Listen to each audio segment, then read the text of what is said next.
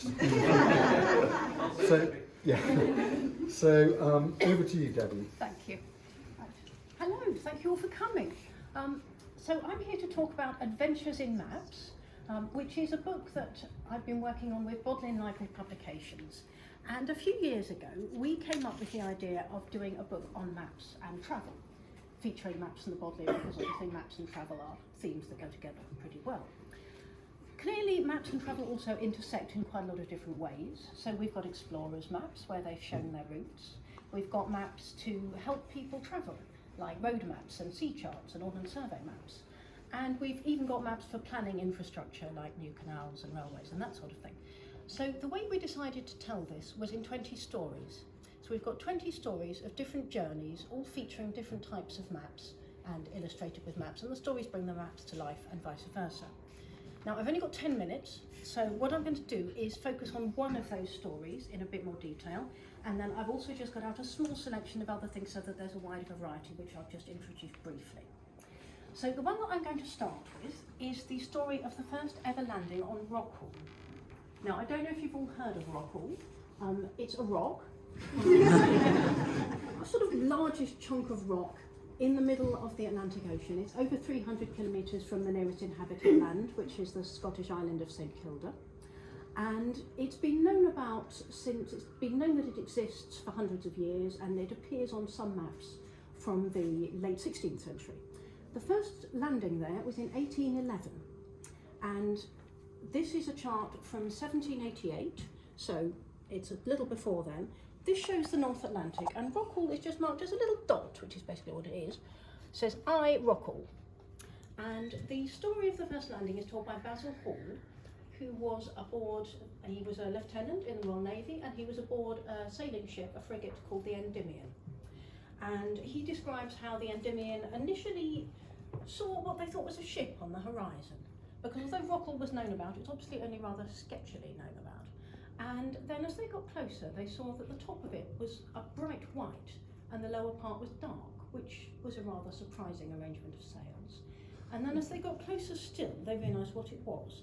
And he says, we had been actually chasing a rock. Not a ship of oak and iron, but a solid block of granite, growing, as it were, out of the sea, at a greater distance from the mainland than, I believe, any other island or islet or rock of the same diminutive size is to be found in the world.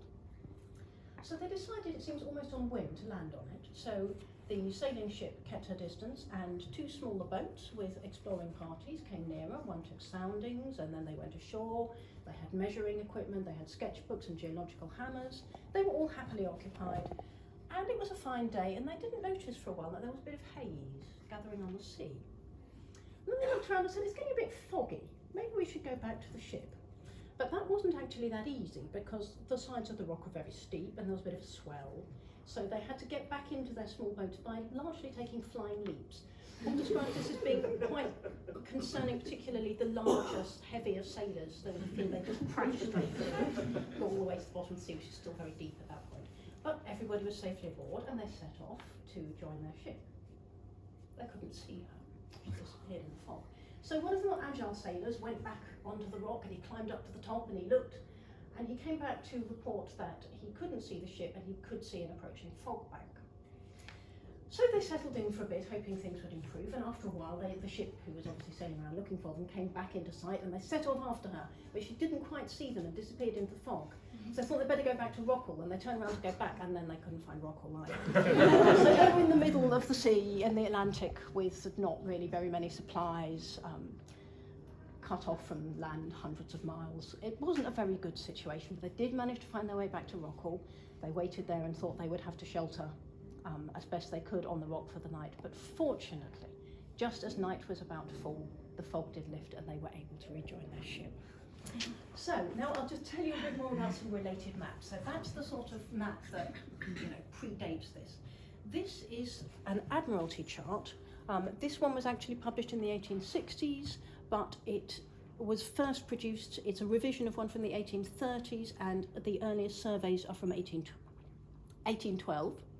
So clearly they went back there a year later to do a more systematic survey. And there are a lot of depths that have been surveyed, because obviously this is of great concern to ships who might run into them. There's a rock marked here called Leonidas, 1812, and then in brackets it says doubtful. And there are also a lot of little views of what the rock looks like from different profiles, of what it looks like from different directions.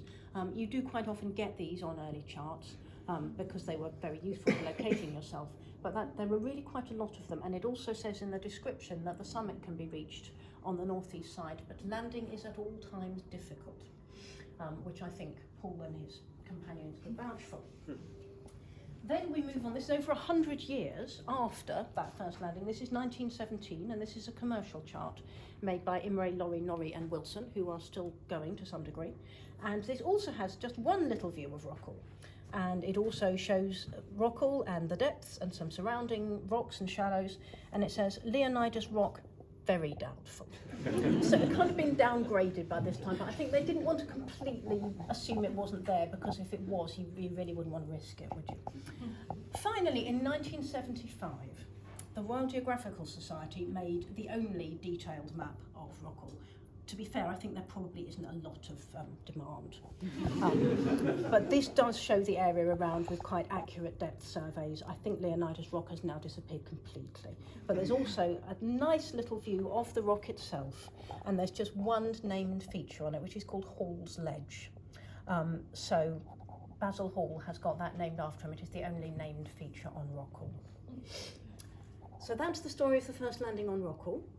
And now I'm just going to move around and just show you, can't go into so much detail, but just show you a few more different types of travel maps that I've got out just for rides. So having done the sea, what should we do next? Let's do the land. So what we have here is a map made by John Ogilby in 1675, and this is Britannia, which is the first road atlas, the first proper road maps for finding your way.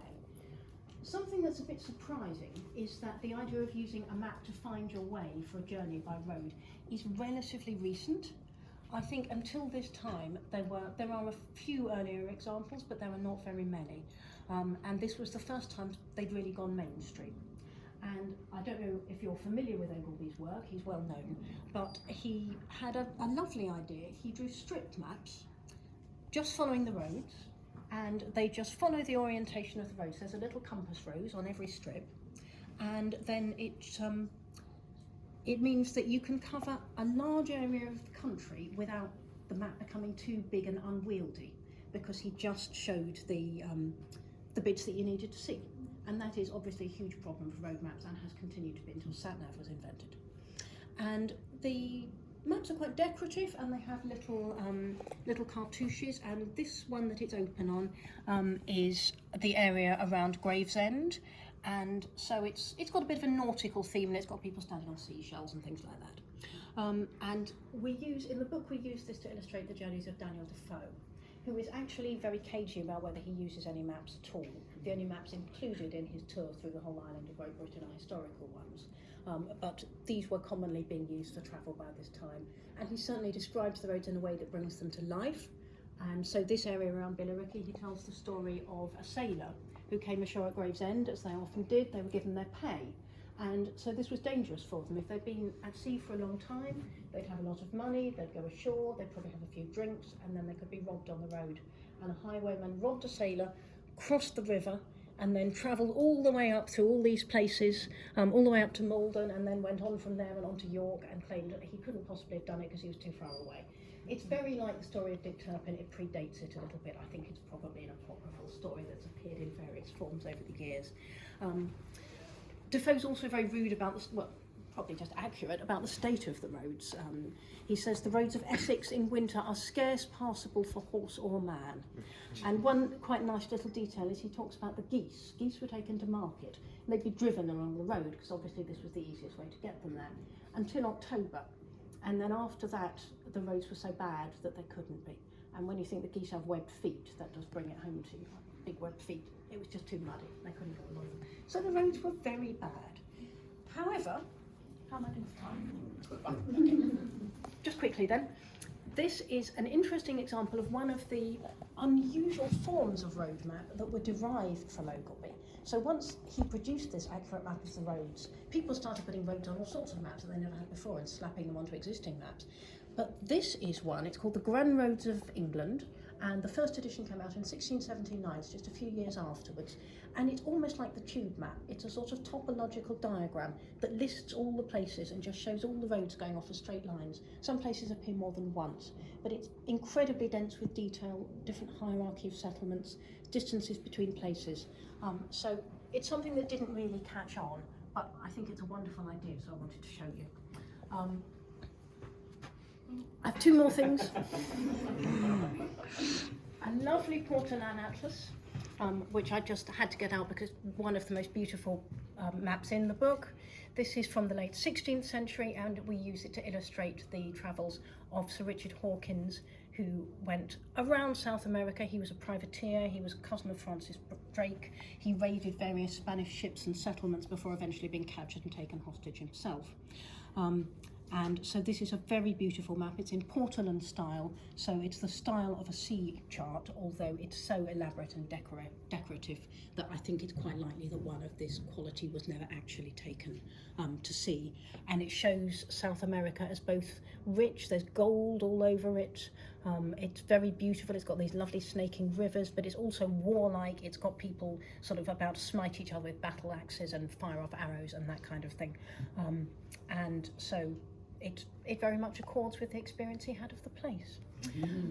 And finally, before Chris tells me to stop, I thought we should have one sort of explorer's map. This is David Hogarth, archaeologist, who did a great many surveys in Egypt and other parts of the Middle East, ended as head of the Admiralty Museum. He travelled through the Taurus Mountains in what's now part of Turkey in 1894, and he wrote an account of it where he describes the terrifying river crossings, but he brings to life the history of the place. To him, the archaeology and the ancient history is there and present as he passes through it in the late 19th century.